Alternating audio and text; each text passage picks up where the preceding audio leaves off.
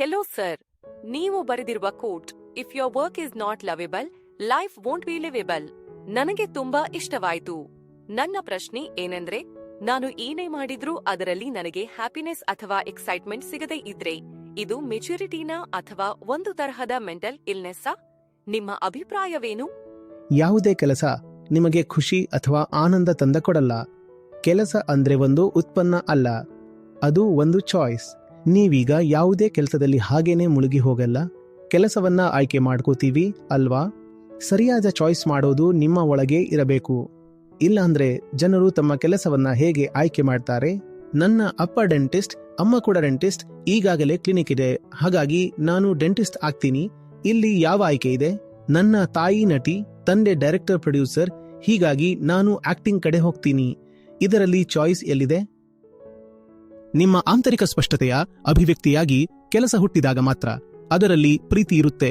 ನಮ್ಮಲ್ಲಿ ಬಹುತೇಕರಿಗೆ ಕೆಲಸ ಯಾವುದೋ ಒಂದು ಆಕಸ್ಮಿಕ ಘಟನೆ, ಅದು ನಡೆದು ಬಿಟ್ಟಿದೆ. ನಿಮಗೆ ಗೊತ್ತಿದ್ಯಾ, ನಿಜವಾದ ಅರ್ಥದಲ್ಲಿ ಕೆಲಸ ಅಂದ್ರೆ ಏನು? ಅದು ನಿಮ್ಮ ದುರ್ಬಲತೆಗಳಿಗೆ ಸವಾಲು ಹಾಕುತ್ತೆ. ಅದೇ ಕೆಲಸದ ಉದ್ದೇಶ. ಆದ್ರೆ ಬಹುತೇಕ ಜನರಿಗೆ ಕೆಲಸ ಅಂದ್ರೆ ಬರೀ ಜೀವನೋಪಾಯ. ನಾನು ಅಲ್ಲಿ ಹೋಗ್ತೀನಿ, ಸಮಯ ಕಳಿತೀನಿ, ಸ್ಯಾಲರಿ ತಗೋತೀನಿ. ಇದು ನಿಜವಾದ ಕೆಲಸಲ್ಲ, ಜೀವನೋಪಾಯ ಮಾತ್ರ. ನಿಜವಾದ ಕೆಲಸ ಎಂದರೆ ನಾನು ಯಾರು ಅನ್ನೋದು ನನಗೆ ಗೊತ್ತಿದೆ.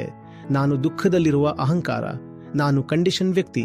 ಹಾಗಾಗಿ ನಾನು ನನ್ನ ಬಂಧನಗಳಿಗೆ ಸವಾಲು ಹಾಕುವ, ನನ್ನನ್ನ ಸ್ವಾತಂತ್ರ್ಯ ಮತ್ತು ಧೈರ್ಯದ ಅತ್ಯುನ್ನತ ಸ್ಥಾನಕ್ಕೆ ಏರಿಸಬಲ್ಲ ಕೆಲಸ ಮಾಡಬೇಕು. ಅದೇ ನಿಜವಾದ ಕೆಲಸ. ಆದ್ರೆ ನಾವು ಹಣಕ್ಕೆ ಎಷ್ಟು ಹೆಚ್ಚು ಒತ್ತು ಕೊಡ್ತೀವಿ ಅಂದ್ರೆ, ಕೆಲಸ ಕೇವಲ ಸಂಬಳಗೋಸ್ಕರ ಮಾಡುವ ಜೀವನೋಪಾಯ ಆಗಿದೆ. ನಿಮ್ಮನ್ನ ಈ ಚಿಕ್ಕ ದಾರಿಗಳಿಗೆ ಸೀಮಿತ ಮಾಡ್ಕೋಬೇಡಿ. ಮತ್ತೆ ಜೀವನೋಪಾಯ ಬಗ್ಗೆ ಹೆಚ್ಚು ಚಿಂತಿಸಬೇಡಿ. ನೀವು ನಿಮಗಾಗಿ ಏನಾದ್ರೂ ತುಂಬಾ ಒಳ್ಳೆಯದನ್ನ ಮಾಡ್ತಿದ್ರೆ ಅದು ಬೇರೆಯವರಿಗೂ ಒಳ್ಳೆಯದಾಗಿರುತ್ತೆ ಅನ್ನೋದು ನಿಯಮ. ನಿಮಗೆ ಸ್ವಲ್ಪ ಹಣ ಸಿಗತ್ತೆ, ಜೀವನ ನಡೆಸೋಕೆ ಸಾಕಾಗುವಷ್ಟು ಸಿಗತ್ತೆ.